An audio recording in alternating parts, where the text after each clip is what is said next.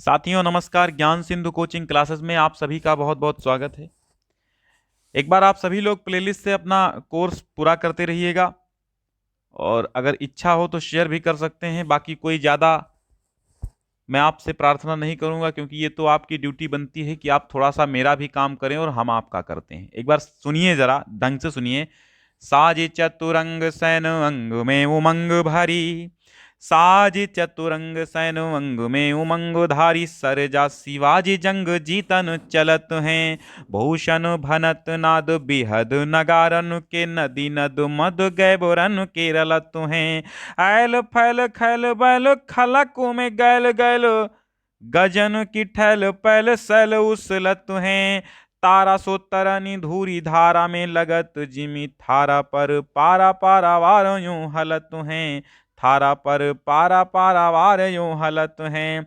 इसका अर्थ समझिएगा कि साज चतुरंग सेन, यानी कि वीर शिवाजी जब चतुरंगणी सेना को सजा कर संवार कर चलते हैं, प्रस्थान करते हैं, तब संसार में क्या उपद्रव होता है, क्या प्रभाव होता है, इसका ओज पूर्ण वर्णन इन पंक्तियों में महाकवि भूषण ने किया है। कवि भूषण क्या कहते हैं कि साज चतुरंग, चतुरंग माने चतुरंगिणी सेना को, चतुरंगिणी सेना उस सेना को कहते हैं जिसमें क्या हो, हाथी घोड़ा रथ और पैदल, चार प्रकार के यात्री होते हैं, चार प्रकार के सैनिक होते हैं। एक तो हाथी और दूसरा घोड़े वाले और तीसरे पैदल, और हाथी घोड़ा पैदल और रथ वाले, ये इतने प्रकार के यात्री जिसमें होते हैं वो चतुरंगिणी सेना होती है, इतने प्रकार के सैनिक होते हैं। तो महाराज शिवाजी जो हैं चतुरंगिणी सेना, सैन माने सेना, और उमंग में अंग में उमंग धारण करके महाराज वीर शिवाजी जो हैं वो अपनी चतुरंगिणी सेना सजा करके और अंग अंग में उमंग भर करके, सरजा शिवाजी अर्थात महाराज शिवाजी, सरजा माने महाराज, महाराज शिवाजी जो हैं सरजा, सरजा माने जो महाराजा हैं, जो राजा युक्त हैं, जो राज्य से युक्त हैं, वो सरजा कहलाते हैं। शिवाजी जंग जीतने के लिए प्रस्थान करते हैं और भूषण भनत, भूषण माने महाकवि भूषण, भनत माने कहते हैं, महाकवि भूषण कहते हैं, क्या कहते हैं, महाकवि भूषण कहते हैं कि नाद बिहद नगारन के, नाद माने होता है आवाजें, बिहद माने विशाल, नगारन माने नगाड़ों की, विशाल नगाड़ों की आवाज से नदी नद और मद गायबरन के रलत हैं। अब गायबरन का अर्थ होता है हाथियों के, गायबरन माने होता है हाथियों, तो हाथियों के नदी नद मद गैबरन के रलत हैं, और रलत हैं का अर्थ होता है मतलब बाढ़ आ जाती है। रलत है का अर्थ क्या है, बाढ़ आ जाती है। नदी नद, नदी माने तो जानते हो सरिता होती है, और नद माने क्या होता है, नदी माने सरिता होती है, और नद माने समुद्र होता है। बहुत ही अतिशयोक्ति वर्णन है इसमें। नदी नद मद गैबरन के रलत हैं, गैबरन माने हाथियों के, रलत माने बाढ़ आ जाती है, नदी और नद, मद माने मद जल, जो हाथियों के कुंभ स्थल से मद की नदियां बहने लगती हैं, मतवाले हाथियों से, ठीक है, जो मद माने मदमस्त हाथी हैं। इतनी बात समझ में आई कि जब भूषण कहते हैं कि जब भयंकर नगाड़ों के नाद होते हैं, आवाज आती है, तो नदी नद मद गैबरन, मद माने मद जल से, गैबरन माने हाथियों के, रलत माने बाढ़ आ जाती है, यानी कि हाथियों के गंड स्थल से जो मद बहता है उससे बाढ़ आ जाती है नदियों में, और नदियां उफन कर चलने लगती हैं मद जल से। आयल फैल खैल बैल, आयल फैल खैल भैल, आयल फैल का अर्थ होता है भगदड़, आयल फैल माने भगदड़, खैल भैल माने खलभली, खलक माने दुनिया में, गैल गैल माने गली गली। तब दुनिया के संसार की गली गली में आयल फैल भगदड़ मच जाती है, खैल भैल खलबची खलभली मच जाती। आयल फैल माने भगदड़ मचना, और खैल भैल माने खलभली मचना, खलक माने दुनिया में, गैल गैल माने गली गली में। तब इस जगत के, इस धरती के जगह जगह पर, इस गांव गांव में, गलियों गलियों में, दुनिया की गली गली में खलभली मच जाती है, और गजन की ठैल पैल, गजन की माने हाथियों की, ठेलम पेल यानी ठेल पेल अर्थात रेला रेली से, सैल माने पर्वत उसलत माने उखड़ने लगते हैं, यानी बड़े बड़े पर्वत भी उखड़ने लगते हैं। देखो कितनी कितनी अतिशयोक्ति है यहाँ पर है। और तारा सो तरन, अब देखो और आनंद की बात है, जो तारा सा हो गया है क्या, तरन, तरन माने सूर्य, सूर्य तारा के समान हो गया है, धूरी धारा में लगत जिमी। अब जब वो सेना चल रही है चतुरंगिणी, तो धूल की धारा उड़ती है, तो जो सूर्य है वो तारा के समान हो गया है धूरी धारा में, उसी धूल की धारा में सूर्य तारा के समान दिखाई दे रहा है। और सूर्य टिमटिमाते हुए एक छोटे से तारी की भांति दिखाई दे रहा है। और थारा पर पारा, पारावार यों हलत है, पारा मार माने होता है समुद्र, यों माने इस प्रकार, हलत माने हिलता है, और समुद्र इस प्रकार हिलता है, इस प्रकार समुद्र हिलता है जैसे थाल पर रखा हुआ पारा हिलने लगता है। थारा माने थाल पर रखा हुआ पारा जैसे हिलने लगता है, ऐसे समुद्र हिल रहा है। बाने फहराने गहराने घंटा गजन के, नाही ठहराने राव अगर पराने सुनी, बाजत निशाने शिवराज जू नरेश के, हाथिन के हौदा उकसाने कुंभ कुंजर के, भवन को भजाने अली छूटे लटकेश के, दल के दरारन ते कमठ करारे फूटे, केरा के से पात भी हराने फनुशेष के।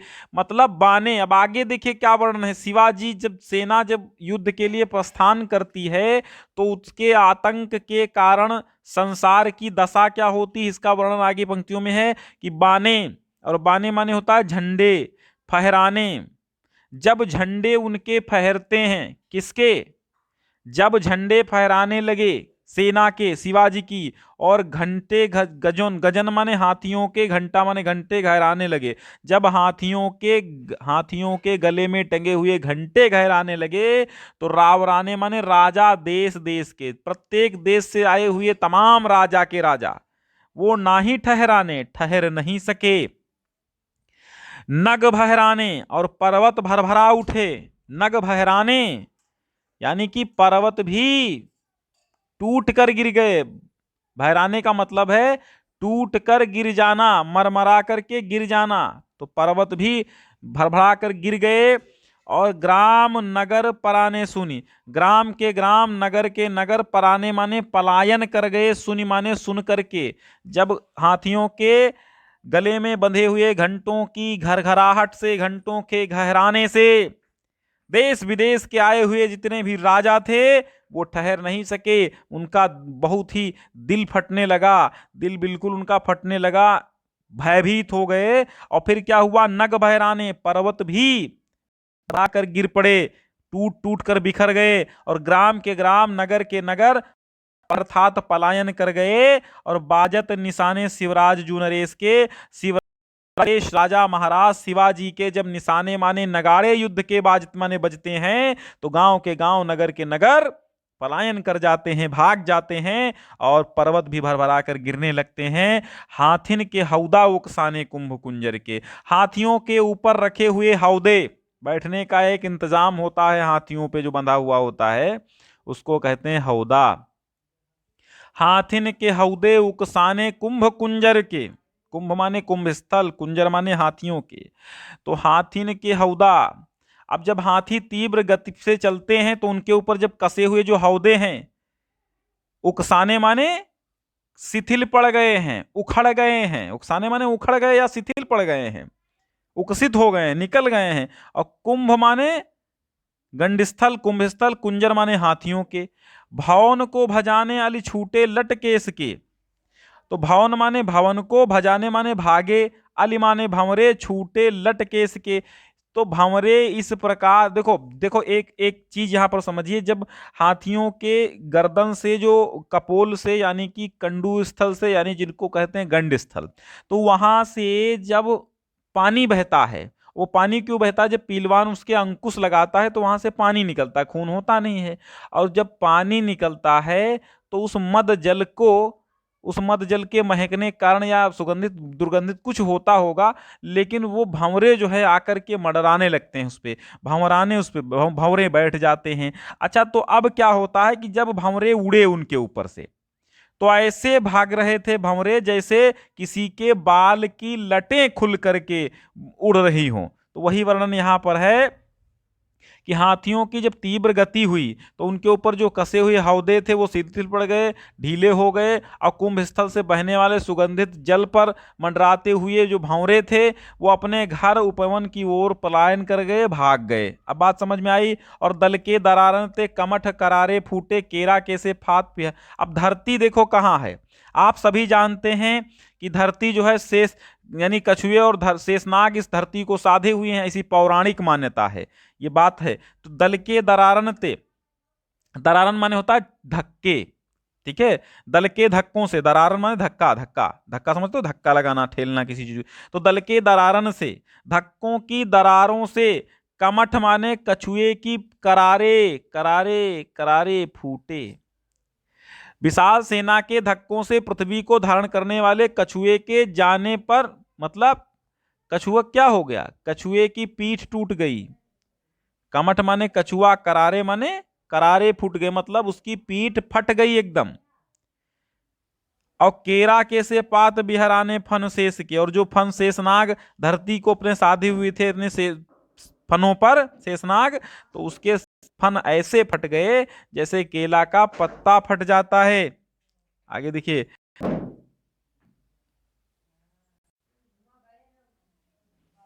तो छूटत कमान बान बंद करु कोकबान। छूटत कमान, कमान माने धनुष। अब युद्ध हो रहा भाई, अब क्या हो रहा है, शौर्य का वर्णन कर रहे हैं। कौन, कवि भूषण, किसके, शिवाजी के। अपूर्व साहस वीरता से युद्ध कर रहे हैं मुगलों से शिवाजी के हुए युद्ध का वर्णन यहां पर निम्नलिखित है। यानी कि छूटत कमान, कमान माने धनुष। महाराज शिवाजी का मुगलों से भयानक युद्ध चल रहा है, तो धनुष से बाणों की झड़ी छूट पड़ी।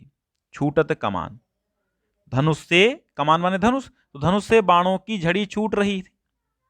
बाण, बाण माने बाण, और बंदूकरु कोकबान, बंदूकरु बंदूक और कोकवान, बंदूक और कोकवान। और कोकवान क्या था, एक विशेष प्रकार का बाण होता था।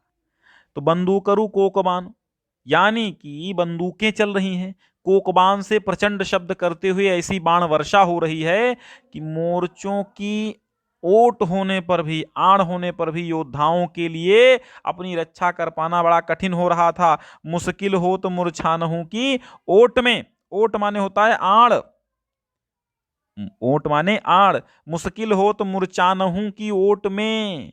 मूर्छान जानते हो, मोर्चा संभालना। यानी कि कोकबान से ऐसी प्रचंड वर्षा हो रही है बाणों की कि मोर्चों ओट होने पर, मोर्चों की ओट होने पर, आड़ होने पर भी जो योद्धा थे अपनी रक्षा कर पाना उनके लिए कठिन हो रहा था। मुश्किल हो मूर्छानहु की ओट, मूर्छा, मोर्चा संभालने में आड़ भी होते हुए भी, जैसे कोई मूर्छा संभाल रहा है तो पेड़ों की आड़ में हो जाए, तब भी उसको कठिन था, इतने बाण चल रहे थे। तो ताही समय शिवराज हुकुम के हल्ला कियो, दावा बांधे द्वेषिन पे बीरन ले जोट में। अब ताही समय, उसी समय शिवराज शिवाजी ने हुकुम के हल्ला कियो, अर्थात शत्रु सेना पर आक्रमण करने के लिए शत्रुओं पर हल्ला बोल दिया।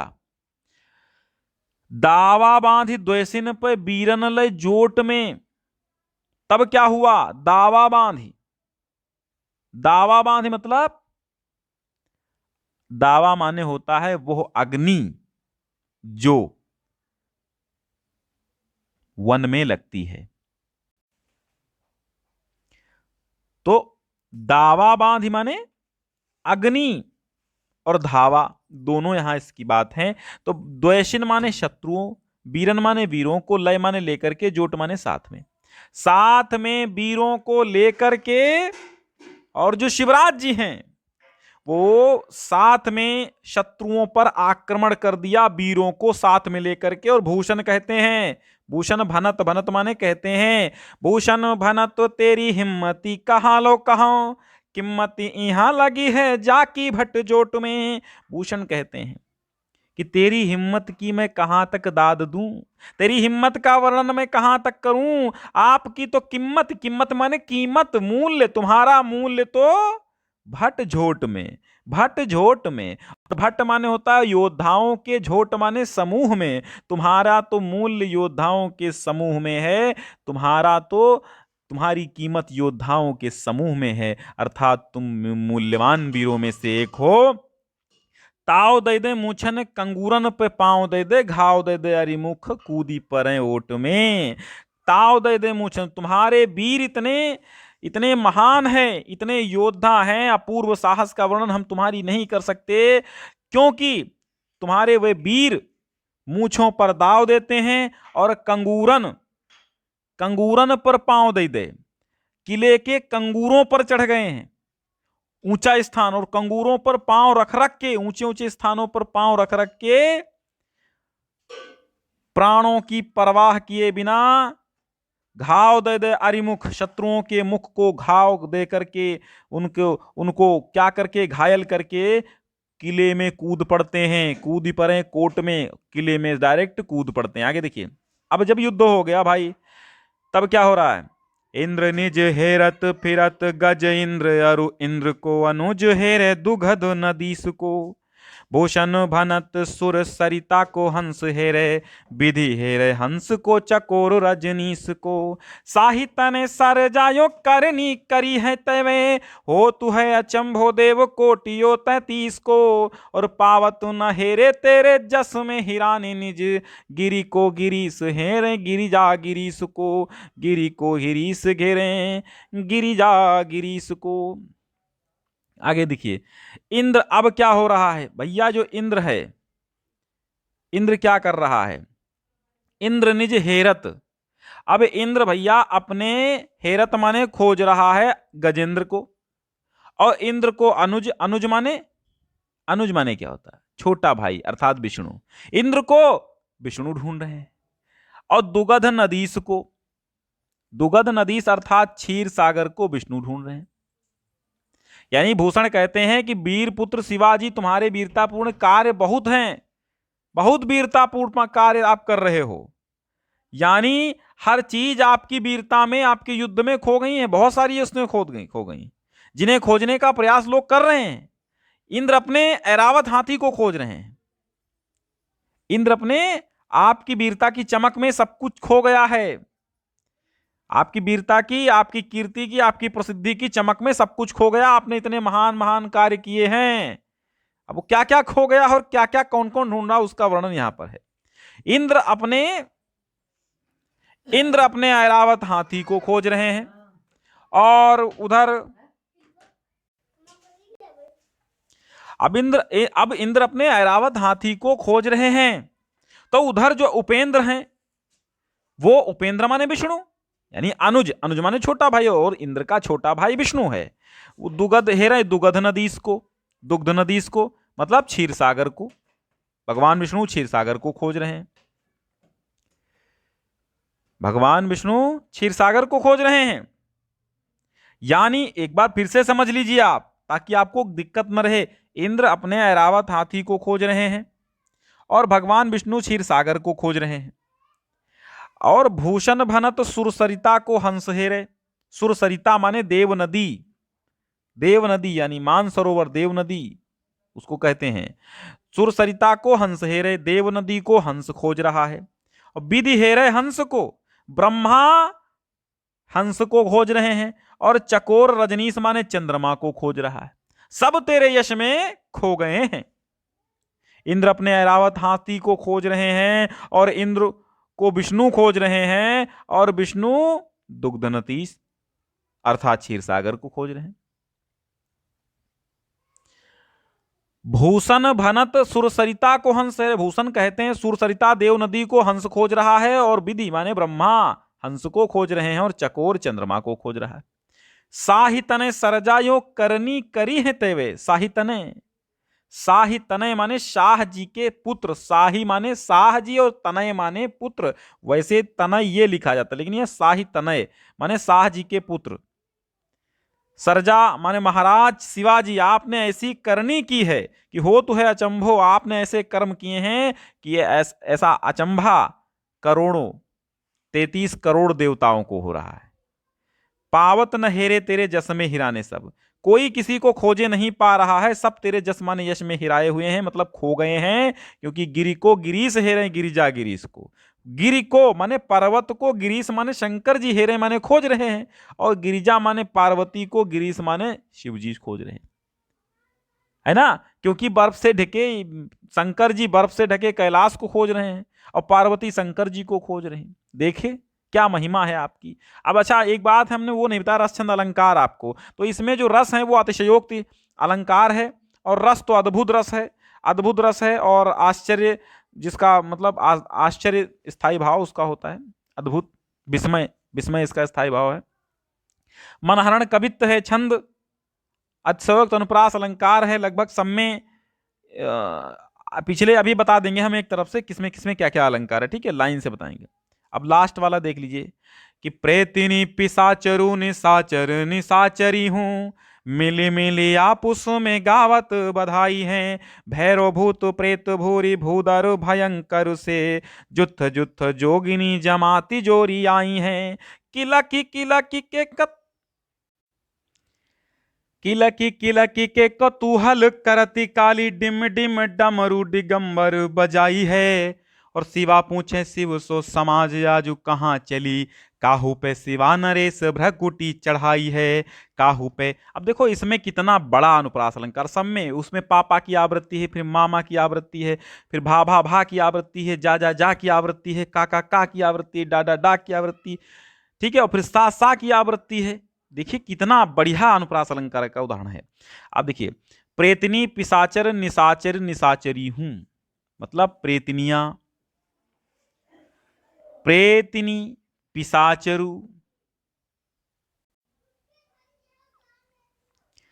प्रेतनिया पिशाचर, निशाचर में राक्षस राक्षसनिया, सब मिलमिल कर आपस में एक बधाइयां गा रहे हैं, मतलब मंगल गीत गा रहे हैं। कारण ये है, अभी हम बताएंगे क्या कारण है। भैरव भूत प्रेत, भूरी माने बहुत से, भयंकर भूधर के समान, भूधर में पर्वतों के समान बड़े बड़े भयंकर, जुथ जुथ माने जोड़े के जोड़े, जोगिनिया, सब जमाती माने समूह, बिल्कुल कतारें बना करके आई हुई हैं। क्यों? किलकी और किलकारियां मार करके, कौतूहल करती काली, और काली देवी भी किलकारियां मारती हुई कौतूहल कर रही है, कौतूहल में तमाशा कर रही है, और डिम डिम डमरू दिगंबर बजाई है, और शंकर जी भी प्रसन्न होकर के डमरू बजाने लगे हैं। शिवा पूछे शिव सो समाज आज कहां चली, काहू पे शिवा नरेश भ्रकुटी चढ़ाई है। शिवा पूछे, शिवा माने पार्वती जी, और शिव से माने पार्वती जी शंकर जी से पूछ रही हैं कि ये समाज आज कहां जा रही है। तो शंकर जी जवाब देते हैं कि काहू पे शिवा नरेश भ्रकुटी चढ़ाई है, यानी किसी पर महाराज शिवा ने आज भ्रकुटी अर्थात भौं चढ़ा ली है, नाक चढ़ा ली है, आज वो नष्ट हो जाएगा, लाशों के ढेर लग जाएंगे। और ये सब प्रसन्न इसीलिए हो रहे हैं क्योंकि प्रेत पिशाचर निशाचर राक्षसनियां, राक्षस भूत भैरव प्रेत, जो भयंकर भयंकर जोगिनियां हैं, काली हैं, ये सब किसके प्यासे हैं, भैरव काली योगिनी जो भी हैं, ये सब किसके प्यासे हैं, ये खून के प्यासे हैं, लाशों के प्यासे हैं, और वो आज इनकी मनोकामना पूरी हो जाएगी। इसलिए सब के सब यहां पर यमक अलंकार है, क्योंकि शिवा का अर्थ दो निकल रहा है, दो बार प्रयोग हुआ है, और एक शिवा का अर्थ क्या है, दो कनक कनक वाला, शिवा पूछे शिव सो समाज आज कहां चली, काहू पे शिवा नरेश भ्रकुटी। तो इस शिवा का अर्थ और इस शिवा का अर्थ चेंज है थोड़ा, इस शिवा का अर्थ है पार्वती और इस शिवा का अर्थ है शिवाजी। तो यमक अलंकार यहां पर हो गया है। संपूर्ण छंद में वक्रोक्ति अलंकार है, ब्रजभाषा है, घनाक्षरी छंद है, और अनुप्रास अलंकार भी इसमें आपको देखने को मिल जाएगा। और हमने पहला आपको बताया था, देखो शुरुआत से हम फिर से एक बार आपको इसका रस छंद अलंकार और काव्य सौंदर्य बताए दे रहे हैं। पहले में तो अनुप्रास अलंकार है ही, ठीक है, पहले में अनुप्रास अलंकार है, आप जानते हैं पहले में अनुप्रास अलंकार क्यों है, क्योंकि साज चतुरंग सैन, सासा की आवृत्ति सरजा शिवाजी, सासा की आवृत्ति फिर भूषण भनत भाभा, ठीक है, तो ना की आवृत्ति, ऐसे एल फैल खैल बैल लास्ट में लाला आने से अंत्यानुप्रास भी है। तो अब यमक अलंकार है, पारा पारा दो बार आया लेकिन अलग अलग है।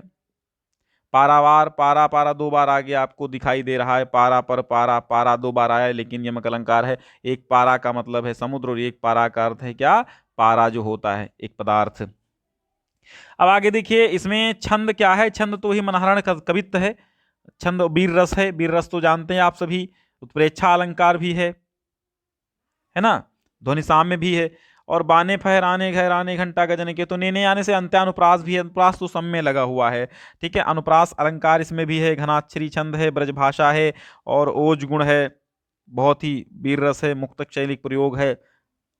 चलिए आगे देखिए, अगला जो है इसमें जो है छूटत कमान बंद करूँ कोकबान में, इसमें मनहरण कवित्व है, संयोक्त अलंकार इसमें भी है, अनुप्रास अलंकार, ब्रजभाषा है, मुक्तक शैलिक प्रयोग है। रस योजना में तो जानते हो अद्भुत रस है, अद्भुत भी है और वीर रस भी है, दोनों अद्भुत रस है, वीर रस भी है, आश्चर्य की बात भी कहीं कहीं होने लगती है। और फिर लास्ट में तो हमने बता ही दिया। चलिए आप देखिए इसमें देखो पिशाचर वाले में, तो इसमें घनाक्षरी छंद है, ब्रजभाषा, अनुप्रास अलंकार इसमें भी है, वक्रोक्त अलंकार है। अब आगे देखिए छत्रसाल प्रशस्ति भी पढ़ा देते हैं।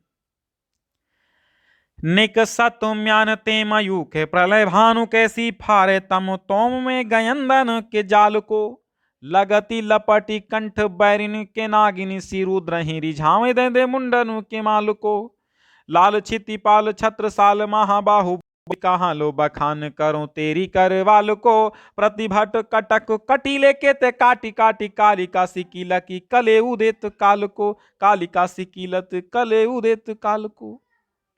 निकसत म्यानते, म्यान जानते हो तलवार जिसमें रखी जाती है।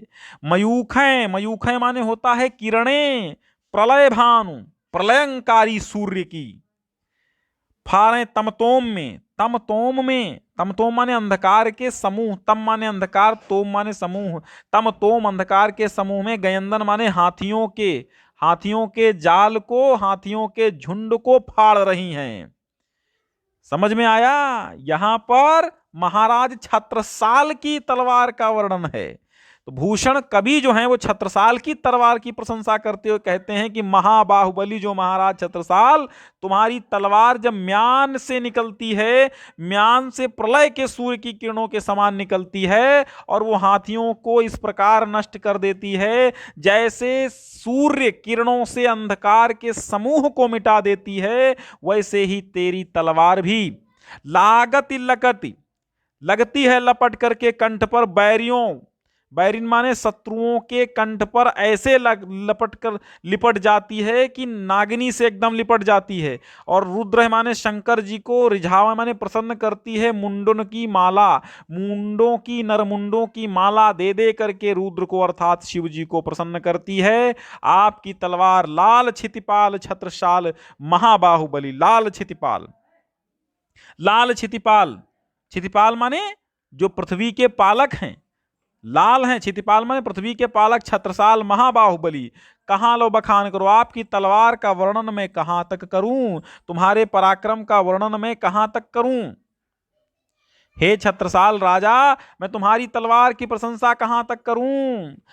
और प्रतिभट कटीले के ते काट काटी, प्रतिभट, प्रतिभट माने प्रत्येक, प्रत्येक, भट माने योद्धा को, प्रति माने प्रत्येक, भट माने योद्धा को, कटक, और कटक का अर्थ क्या होता है, कटक माने होता है तलवार, सॉरी कटक माने होता है सेना, कटक कटीले, कटीले केते कितने, काट काट, काट काट करके न जाने कितने, शत्रुओं के जुझारू योद्धाओं को काट काट करके, कालिका के समान, किलकारी मारती हुई हंसती है, मृत्यु का जलपान करती हुई, ठीक है। कालिका सी किलक कलेऊ देत काल को, कलेऊ माने होता है जलपान, कलेऊ माने जलपान, और तुम्हारी जो तलवार है वो कालिका के समान, काली के समान कलेऊ दे रही है। कलेऊ माने प्रसाद या फिर जलपान देती है, किसको, काल को, मृत्यु को। आपकी तलवार ऐसी है, प्रतिभट प्रत्येक भट को, कटक कटीले, कंटक कटीले, अब कटक कटीले भी, कंटक कटीले भी हो सकता है, कटक माने सेना भी हो सकता है। तो उस भयंकर जो सेना है, उस सेना के कंटकों में काट काट करके शत्रुओं की मालाएं चढ़ा रही है, और देखते हैं कालिका सी, कालिका के समान, काली के समान आगे देखिए, भुज भुज गेस की वे संगिनी भुजंगिनी सी खेदी खेदी खाती दी दारुण दलन के बख्तर पाखरन बीच धसी जाति मीन पैरी पार जात पार वाह ज्यों जलन के रैया राव चंपति के छत्रसाल महाराज भूषण सकै करी बखान को बलन के पक्षी पर छीने पर ऐसे हैं पर छीने वीर पक्षी पर छीने ऐसे परे पर छीने वीर तेरी बर छीने हैं खलन के तेरी बर छीने हैं खलन के भुज भुजगेश माने शेष नाग के संगिनी भुजंगिनी सी, यानी आपकी तलवार जो है वो सांपों के राजा वासुकी अर्थात शेष नाग की साथिनी सर्पिणी के समान है। भुज भुजगेश, भुज माने साथी या भुजा, संगिनी माने संगिनी, भुज माने भुजा, भुजगेश माने भुजंगों के ईश्वर अर्थात वासुकी नाग देवता। भुजंगिनी के समान खेद खेद खाती दीह दारुण दलन को, खेद खेद माने दौड़ दौड़ करके, दीह माने समूह को, दलन माने सेनाओं के, दारुण भयंकर माने बहुत दारुण सेनाओं को जाकर के दौड़ा दौड़ा करके खा रही है। कहने का तात्पर्य यह है कि वो शत्रुओं के भयंकर दल को दौड़ा दौड़ा कर खा जाती है, जैसे वासुकी शेषनाग की साथनी सर्पिणी हो तुम्हारी तलवार, और बख्तर पाखरन बीच धसी जाती मीत। बख्तर माने क्या होता? बख्तर झीलम बख्तर जो होता था, बख्तर पाखरन, बख्तर माने कवच भी होता है, कवच मान लो, बख्तर पाखरन बीच धसी जाती मीन, जैसे परवाह ज्यों जलन के पैरी पार जात परवाह ज्यों जलन के, जैसे परवाह माने प्रवाह, जलन माने पानी के, पैर माने तैर करके पार चली जाती है, जैसे मीन माने मछली एक जल के प्रवाह को तैर कर बाहर निकल जाती है, चली जाती है, उसी प्रकार तुम्हारी जो बरछी है, तुम्हारी बरछी भी उसी प्रकार उस झीलम बख्तर को, अर्थात वो जो बख्तर, वो जो कवच पहने हुए सिपाही हैं, उनको फाड़ करके आर पार निकल जाती है, चीरती हुई, जैसे मछली तैरकर धारा को पार कर जाती है। बात समझ में आ रही हो तो एक लाइक कर देना, नहीं आ रही है तो डिसलाइक भी कर सकते हो, कोई दिक्कत नहीं है। हे छत्रसाल महावीर, रैया राव चंपति के छत्रसाल महाराज, रैया राव माने तो राजाओं के राजा, रैया राव मतलब राजाओं के राजा, चंपति के छत्रसाल महाराज, हे राजाओं के राजा, हे छत्रसाल,